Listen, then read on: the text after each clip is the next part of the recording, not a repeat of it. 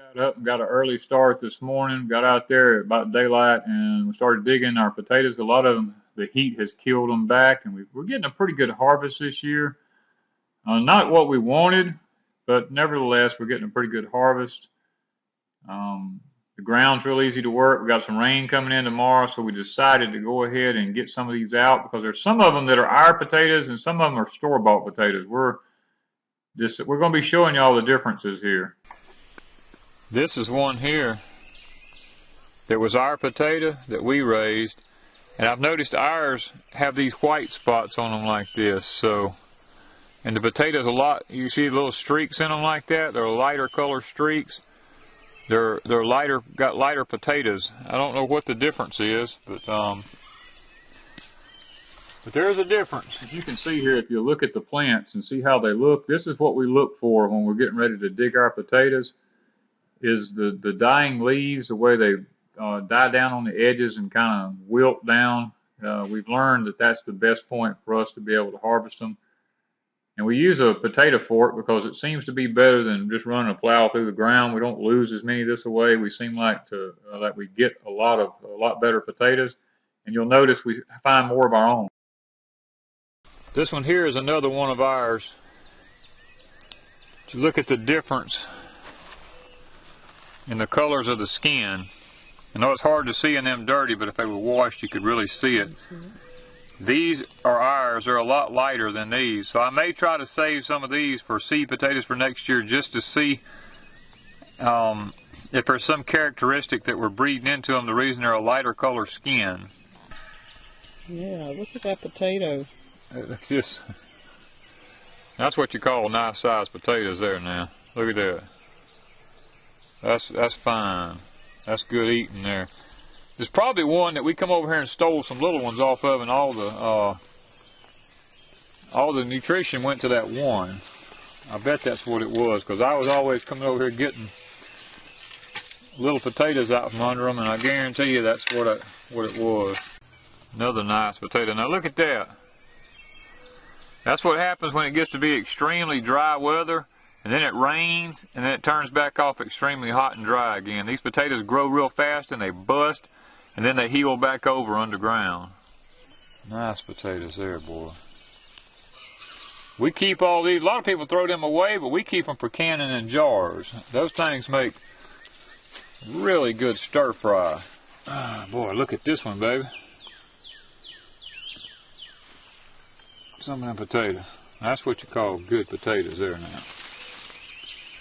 Not only are we growing sweet potatoes, but we're growing the regular old, some people call them Irish potatoes, some call them Idaho potatoes, who knows? It's just a name. It's a lingo. You can see here we've piled our potatoes down the rows, and we started putting our sweet potato slips in. This way it kind of helps us to have our slips in the ground. We didn't really take time to bed up new rows in place of the old ones there because the ground was pretty soft from us having forked out all the other potatoes. We stuck the sweet potato slips in, and this kind of helps us to be finished with the project, as we're going. Now you see here I'm actually pushing the sweet potatoes in the ground because the dirt's real soft, and it makes a complete job. When we get through, we're just through. That way we don't have to worry about coming back. Plus it's going to rain tomorrow, the next day. So that way our draws are already in the ground for the rain. A lot of people freak out because there ain't no leaves on them stems, but they'll come out at the little nodule. The leaves will come out. We go ahead and plant these slips even though they look like that. They'll still come out, and they'll still produce a potato. As you can see here, we've got the top 2 rows planted. We've got several more rows to go here. We'll probably plant them as we take the rest of the Irish potatoes out. Just trying to get it all done in stages. Here you see 2 more of our rows that's been growing. They're already up and growing good. We've got 2 on the lower side that we had planted maybe about a week or so. I went in and run the tractor down beside them to kind of make sure that the ground stays kind of loose. That way we don't have to worry about too many weeds if I can keep. Alright, 22 pounds is what we're showing. So the bucket probably weighs 2, so probably 20 pounds in that bucket. You can see here's our red potatoes that we've harvested so far. We've been eating on them, and plus we've been canning on them. Over here you can see we have them separated out. These are the ones that we know for sure are our potatoes we saved from last year. They're just a different potato. And then we have our fingerlings. We've went through these and took out the ones that we're going to be canning. We have 2 bowls sitting on the floor here. These different 2 bowls, like this red one here, these are ones we're going to be canning today. We're going to wash them and get them all cut up and cleaned and put in jars. And plus we're going to can the fingerlings right here with them while we're canning.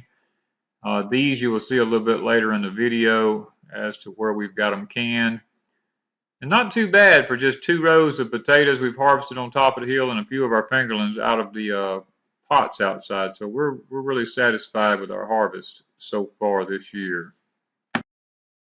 All right, guys, we've got our fingerling potatoes here. We went through and picked out all of our little tiny ones. We're going to be canning them. We've already sloshed them around in the water like 3 times to wash as much of the dirt off as we can. And now we're taking like a little brush and we're just kind of putting them in our hand, going over them like this, sloshing them back off, throwing them over here in this water. Now we'll leave them in that water there for a few minutes to just let them soak, just in case there's some little dirt particles that we've missed somewhere.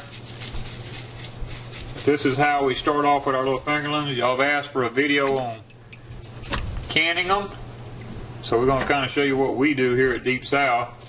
The red ones here, we're fixing to dump them in and start sloshing them around because there was not enough of the white ones to do a full canner, so we're going to try to have some of the red ones ready to go whenever the white ones go in so we can put them both in at the same time. That way we don't waste any canning space.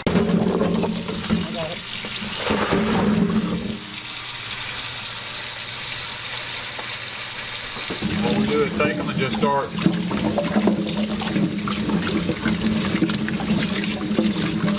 this doesn't get all of it off, but this is how we start.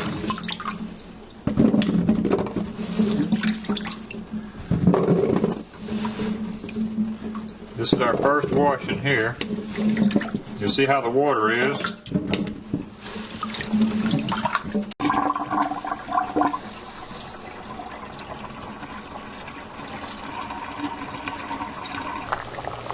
Okay, the potatoes are boiling in about 2 minutes. Timers went off. We're going to take them out because we don't want them mush when they cook. And we're going to put them over here in this pot. We're fixing to start with our jars and everything. And then we have our water here that's hot, fixing to go in it. Okay, we've got our jars, our lids, and our rings in hot water. And we're going to add a ½ teaspoon of natural sea salt with no iodine in it. That's what we usually use. And these potatoes are hot, so I put my salt in, then my potatoes, and then we'll add our water. And you're not going to get as many of these in here.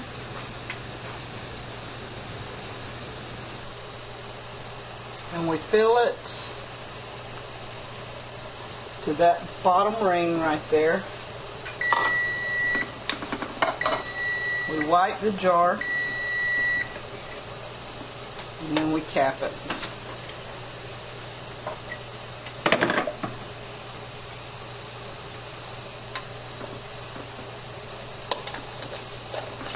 Line up the ball if you can. Now mine's going to be off. And this is hot. Alright, so we're going to let Mr. Daniel check tightness and then put it in the canner. Okay, Danny's helping a little here, trying to speed the process up. We're going to be processing these potatoes for 35 minutes because they're in pints. And the book calls for boiling them about 10 minutes, but we found we do not boil them that much because you're basically cooking those potatoes and then putting them in here. You have some mushy potatoes, and we like ours where we can fry them, so we do 2 or 3 minutes in the hot water boiling, and then take it out and can it. Have you guys noticed the new ball lids? Helps keep canned food sealed now up to 18 months. That's not what I wanted to hear, because we like to preserve our food for at least 5 years. If we do not eat it within 5 years, we want to know that it's still good. So these lids, they must be changing something. So just a heads up, keep an eye on your lids and try to remember which ones that have this only up to 18 months and see if they last longer, and keep an eye on your pantry.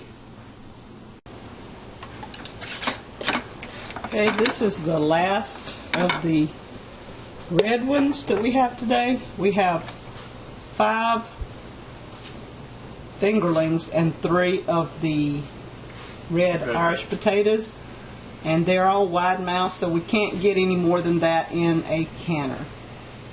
We're going to process them for 35 minutes at 10 pounds pressure.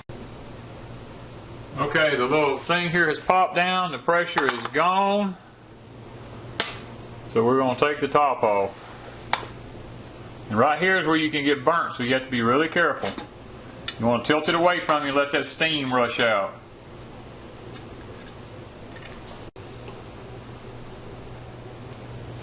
Over here.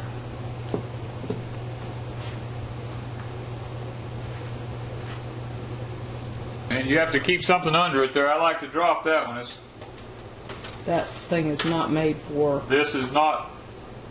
These things you get with these in these canning kits are not made for wide mouth jars. They make a wide mouth one, but we don't own it. So we have 3 of the Irish potatoes that look really, really good. And this is the last one, 5 of the fingerlings. The second canning here, we have 5 fingerlings and 11 of the red potatoes, as you can see sitting on the counter here. And so it turned out to be a very successful day for us. We really enjoyed what went on here. I want to show you all the difference in the potatoes that we saved at the beginning. When we watched one of our other videos, we showed you potatoes that we saved. This is one of the potatoes that we saved from last year, from our seed potatoes. This is a potato from the one we bought this year. Now these 2 potatoes, you can tell the difference in the color of them. Now I want to show you, I don't know if you can hear this difference, but these here that are red are very soft when you cut into them. You can't hardly hear them. They cut real easy, like butter. But now these that we saved,